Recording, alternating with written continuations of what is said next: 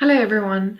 In Learning Unit 1, we learn about different types of PR programs, and we said that you learn that there are awareness programs and programs that, along with creating awareness, provides information. There's public education. So there's a difference between you making someone aware of something, like, for example, be aware that there is a virus like COVID. Then there's some information. You can give it to them by saying something like, this is how it spreads. That's a bit of information, or how it affects the body. Then there's education programs where you start teaching people, okay, well, when you want to curb the spread of this virus, this is what you need to do. You need to wash your hands, cough into your elbow, stand apart, sanitize, don't gather in large groups, and so on. Then you start running programs that reinforces these attitudes. So you show people how this is adding value to their lives. Then second to last, we get programs that attempt to change the attitudes of those who do not agree with it. And so in South Africa, I would like to think that we were very compliant with something like COVID, but in America, they're really struggling to get people to stay at home and wear masks. And then we have behavior modification programs. So people are doing one set of behavior. How can we modify that? So I want to show you a few examples. COVID and public health is just such a great example of awareness and information programs, but it can be for so many other things. It can be for education. It can be for femicide and genocide. Genocide, sure, that escalated quickly. Femicide, for example, especially in the month of August, we do a lot of focus on women abuse, against women abuse, and so on. So it can be a lot of different things. So let's look at a few examples. So this is the World Economic Forum's targeted awareness campaign about quarantining the corona. So that is what the coronavirus sort of looks like under a microscope, and they're like talking about how they want to keep it in quarantine. So like, if you have it, stay indoors. So just a little article about the situation. I'll get back to this. This is a very good example of basically behavior modification paired with almost shock advertising. And this was a very big thing back in the 90s when we started to say, well, do you know what? Actually, smoking is really bad for your health and people need to change. And so this is an advert that says, how many cigarettes a day does your child smoke? And they end with prevent passive smoking, because the idea was, first we realized, well, okay, smoking is bad for the smoker's lungs and health. And then more and more studies were done about what happens to those who's around the smoker, who's inhaling the smoke. And so they started these campaigns to first up say that, do you know what, if you smoke, this is what your lungs will look like. These are the health issues associated with excessive smoking. And then they started doing campaigns about the issues about passive or secondhand smoking. And this particular campaign, as you can see, focuses a lot on emotion, and almost shocking, because they're saying, if you're smoking around your child, essentially you're helping your child smoke. And that's, I don't think a lot of parents want to hear something like that. Here's an example of World Hepatitis Day. Hepatitis is something that impacts your liver function. And so this is just like a little picture of the organ with some countries, South America and Africa. We can see Easter, Asia and Europe there. And they say that it's on the 28th of July. So I can see the ad's a bit cut off, but let's create awareness about this.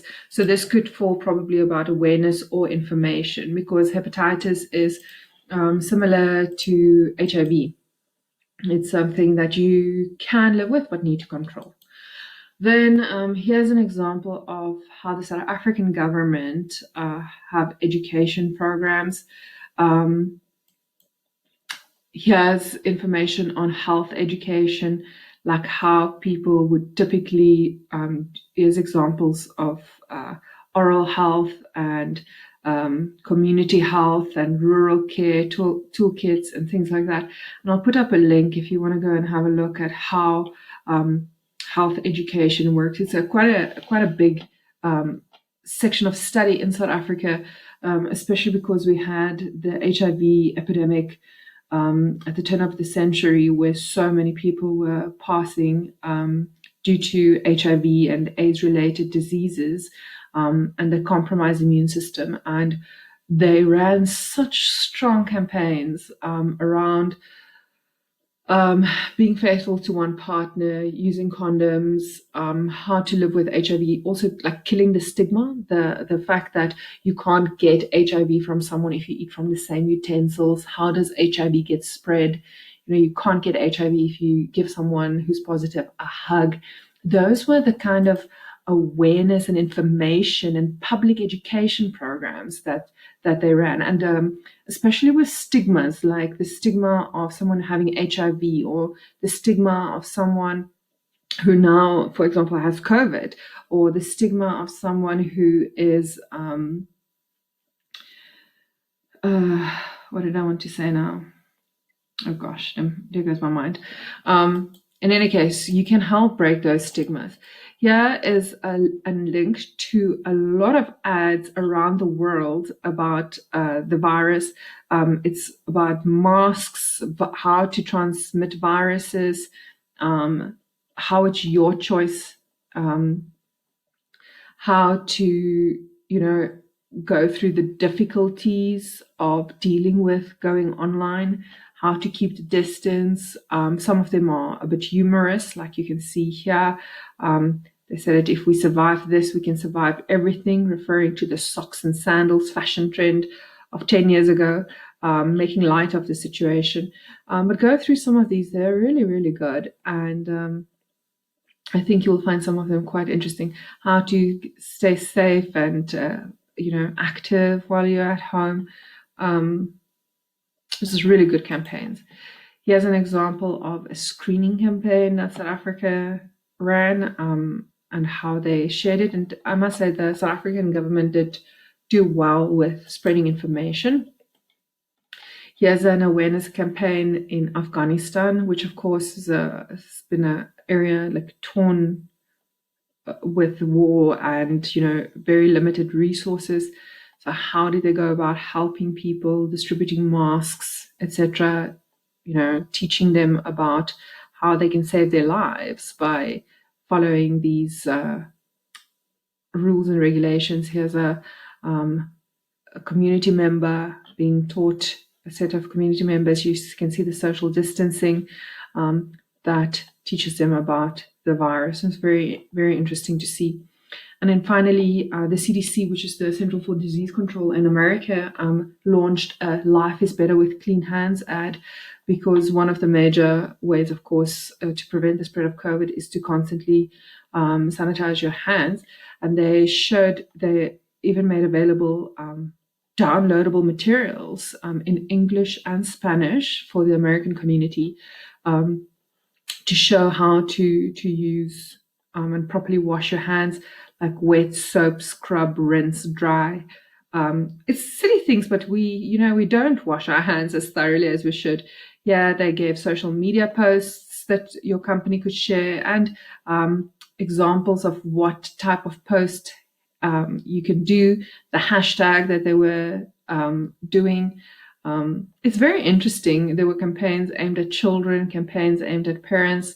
I think we've all seen quite an interesting amount of children being aware of the virus and saying, no, I can't hug you because of corona, or washing their hands better, or saying that, well, no, we can't go to school because it's corona.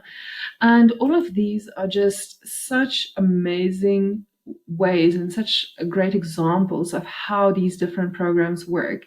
And I would love to hear your thoughts on which other topics, apart from health and education, can really benefit from a public awareness campaign.